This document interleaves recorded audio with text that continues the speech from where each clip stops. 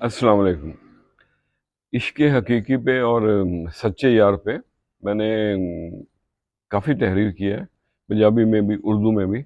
جیسے ایک میری پرانی نظم تھی: یار سچے کو شفا ہی جانو، درد دل کی دوا ہی جانو، دل پہ مت لو یار کی باتیں، جفا یار کی وفا ہی جانو، یار سچے کو شفا ہی جانو۔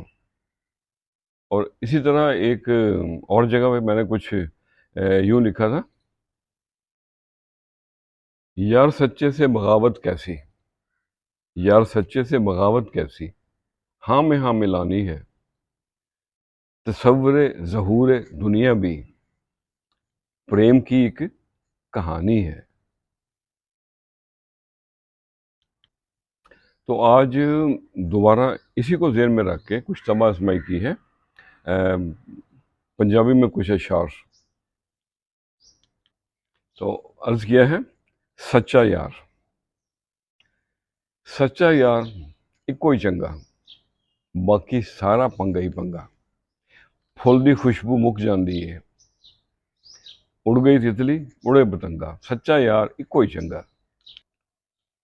ہینکی پینکی جھوٹ فریب، ویکھی بیبا کم نہیں چنگا، اپنے ہتھی دیندے جاؤ، اپنے ہتھی دیندے جاؤ، پھر نہ ہوئے کدی بھی مندا، سچا یار اکو ہی چنگا۔